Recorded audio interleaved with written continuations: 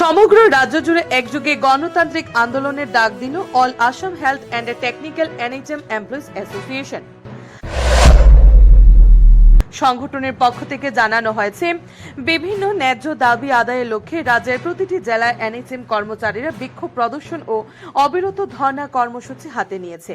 এই কর্মসূচির অংশ হিসেবে কাছাড় জেলার শিলচরের এস.এম. দেব অসামরিক হাসপাতালে ৩ নভেম্বর থেকে ৫ নভেম্বর পর্যন্ত চলবে কর্মবিরতি ও অবস্থান ধর্মঘট। প্রতিদিন সকাল 10টা থেকে বিকেল 3টা 30 মিনিট পর্যন্ত এই আন্দোলন চলবে। সংগঠনের অভিযোগ, দীর্ঘদিন ধরে সরকারের কাছে বারবার দাবিপত্র পেশ করা হলেও এখনো পর্যন্ত স্থায়ীকরণ সহ বিভিন্ন মূল দাবি পূরণ করা হয়নি। তাই বাধ্য হয়ে তারা এই গণতান্ত্রিক আন্দোলনের পথে নেমেছেন। অন্যদিকে এই কর্মবিরতির ফলে রাজ্যের স্বাস্থ্য পরিষেবায় আংশিক প্রভাব পড়ার আশঙ্কা দেখা দিয়েছে। তবে সংগঠন জানিয়েছে, জরুরি চিকিৎসা পরিষেবা এই ধর্মঘটের আওতার বাইরে রাখা হয়েছে। সংগঠনের হুঁশিয়ারি, যদি নির্দিষ্ট সময়সীমার মধ্যে সরকার ও স্বাস্থ্য বিভাগ এই দাবিসমূহ পূরণের মধ্যে লিখিত প্রতিশ্রুতি না দেয়, তবে আন্দোলনের পরবর্তী ধাপ আরও তীব্র করা হবে। তারা স্পষ্ট জানিয়েছে, এই আন্দোলনের ফলে যে কোনো পরিস্থিতির উদ্ভব হলে দায়ভার সংগঠন নেবে না।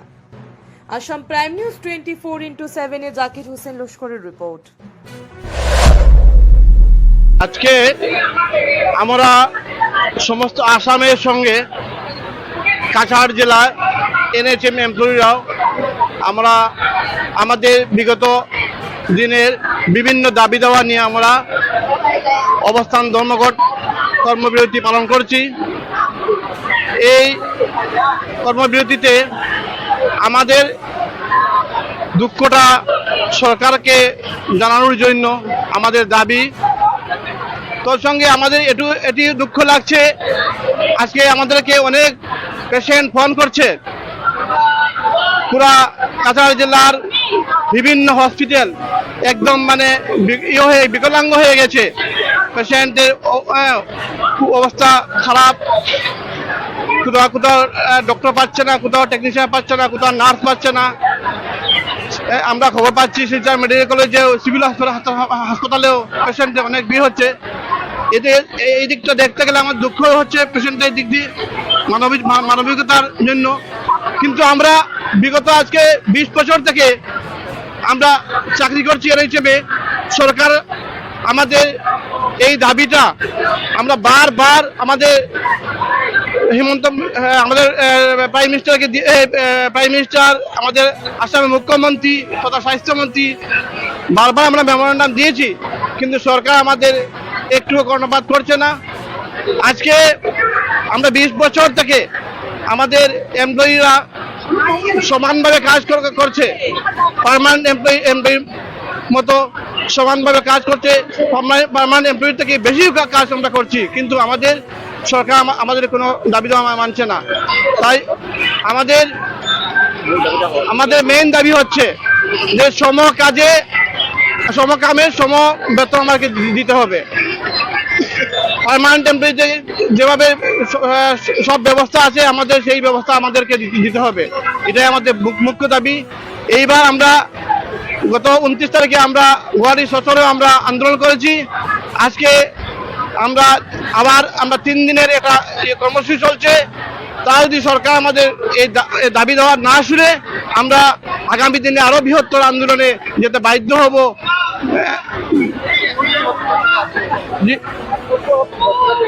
পুরা কাছাড় ডিস্ট্রিক্টে 9টা ব্লক পেয়েছি, 8টা ব্লক পেয়েছি এবং including medical college.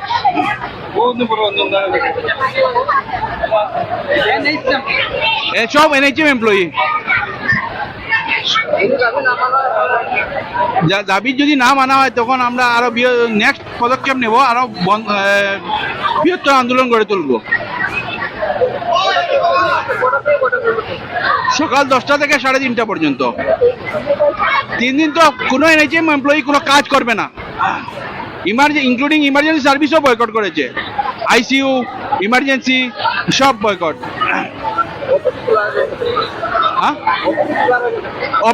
OPD service তো জেনারেল ডক্টর যারা আছে, ডাইরেক্টর অফ হেলথ সার্ভিস এবং ডিএমই যারা আছে তারা করবে, কোনো এনএইচএম এমপ্লয়ি কোনো কাজ করবে না। নমস্কার, আমি ইকবাল বাহার লস্কর এনইএ প্রেসিডেন্ট। আমার সঙ্গে এখানে উপস্থিত আছেন আমরা অ্যাকচুয়ালি দুটা সংগঠন, এনএইচএম এমপ্লয়িজ অ্যাসোসিয়েশন এবং all Assam health and technical welfare association, এবং দুইটা সংগঠন মিলে আমাদের এই আন্দোলন আমাদের সমস্ত রাজ্য জুড়ে আন্দোলন হচ্ছে। আমাদের প্রাইম যেটা দাবি হচ্ছে সেটা equal pay for equal work. আমরা একটা উদাহরণ দিই, ধরুন আমি যে কাজ করছি, আমার সমান আরেকজন সেই কাজ করছে, কিন্তু বেতনের মধ্যে আকাশ পাতাল ব্যবধান, আমি ওর অর্ধেক পাচ্ছি।